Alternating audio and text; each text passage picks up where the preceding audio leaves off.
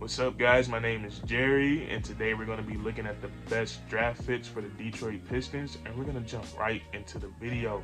Now, even though the Pistons are coming off a losing season, I feel like that season was still very promising for us, and my biggest reason for feeling like that is the way that the team looked after the All-Star break. And the main thing after the All-Star break was the team getting fully healthy. Jeremy Grant coming back, Cade Cunningham becoming full-time, and then also the addition of Marvin Bagley. It really turned the Detroit Pistons into a totally different team, and we seen them play some really good games and be some really good teams. Like, they went into the TD Garden and beat the Boston Celtics, so that's huge for a young team. And the best part about it all, that the Detroit Pistons, while they were playing good basketball, it was also exciting. They look like they're going to be one of the more exciting young teams in the NBA. We seen them play some great defense, get out in transition, throw some lobs, and it was just really fun to watch. So based on what I saw at the end of last season, I think the Detroit Pistons have a very promising future. And now with more lottery picks getting involved, I think next year, at the least, the Detroit Pistons are going to be in play and tournament contention. So in this video, we're just going to be looking at some of the guys in the draft that will fit best with the roster. And the Pistons, as far as draft lottery odds, they're not going to get no lower than the 7th pick. So our pick could fall anywhere between 1 and number 7. So we're going to break down some of the prospects. We're going to break down 1 through 4, and then we're going to do 5 through 7. So these guys right here, this is what I think is going to go top 4 in the draft. I think Chet Holmgren, Jaden Ivy, Pablo Banchero, and Jabari Smith, in no particular order. I think those guys are going to most definitely go top 4. And when it comes to fit with the Detroit Pistons, it's 2 guys that I'm really high on, who I think will fill a lot of the Detroit Pistons needs as far as it goes on the basketball court. And the guy that I'm really high on is Jaden Ivy. And Jaden Ivy, he would play the 2 guard alongside Cade Cunningham, and I think this guy has so much potential. And not only does he has potential, but I think he can come into the NBA and make an immediate impact on the game. So Jaden Ivy, my favorite part about his game, of what he can bring to the Detroit Pistons, is that perimeter defense, and that's something that the Detroit Pistons really lack. We don't really have no clear-cut lockdown perimeter defender, and I think Jaden Ivy has the potential to be that in the NBA, because he's just very athletic, he's very fast, and his lateral quickness is something that you rarely see. Like, he's so fast laterally, and then he can move up and down as well. But I feel like what he can be on the defensive side of the ball, guarding the opposing team's best guard, it could be really good for the Detroit Pistons, and it could take a lot of pressure off guys like Cade Cunningham. And then offensively, you gotta love his game. You look at his college highlights; he's so explosive. And even though he didn't shoot the ball that well in college, as far as the percentage goes, he wasn't a guy that you can sag off of. And you look at his form, his shooting mechanics are there. Like, he has a pretty jump shot. It's just something that he needs to become more consistent at. But everything else in his game is really it's there. Like, he can get to the rim and finish with both hands. He can dunk over you. His athleticism is like, I seen this video, they was comparing him and John Morant was doing the same type of dunk. So his athleticism is on that level, and he would just be box office. He would attract more fans for the Detroit Pistons, and he would be very fun to watch. And then he also has the in-between game. He's good at pulling up off the dribble for mid-range jumpers. So I think Jaden Ivy, bringing him into the Detroit Pistons, he would fit in well. And then also,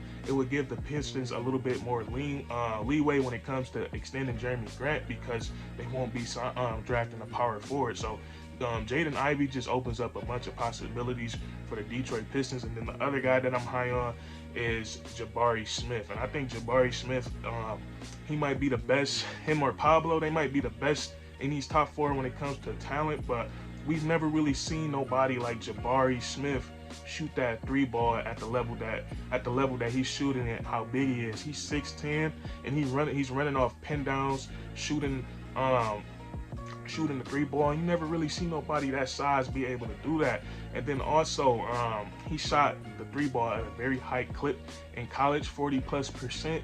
And he's just a really solid basketball player. Then he can put the ball on the floor, and he can get to that mid-range pull-up. if he can tap into that and become really consistent at that, he's going to be one of the best offensive players in the NBA. But what you got to love about him, and he also, this is something that the Detroit Pistons need. They need 3-point shooting. He's excellent at that, and then they need defense. And this guy on the defensive side of the ball can cause a lot of problems because he's 6'10", but he can move laterally. He's going to be a guy that can switch, run through 5. So the Pistons, if we are able to get our hands on him somehow, that would be amazing.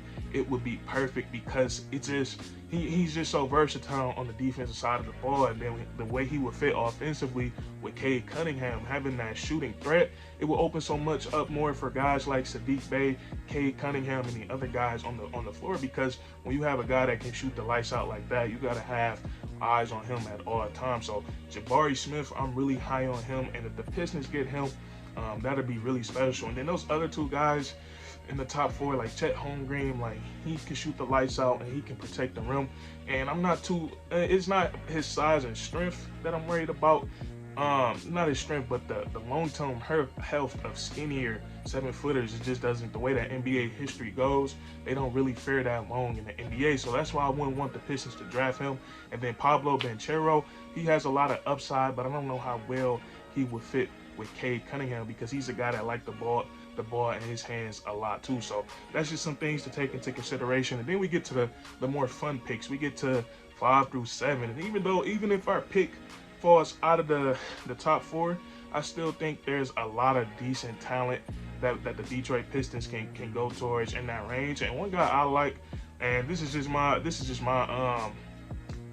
personal favorite from watching, I like Benedict Marlerin, and I think he could be a very special player in the NBA too. He's 6'6", but his ability to hit shots is crazy. Watching him in the NCAA tournament, he hit a lot of crazy threes, a lot of crazy jumpers, and what you gotta like about him is he has the it factor. He likes that big moment.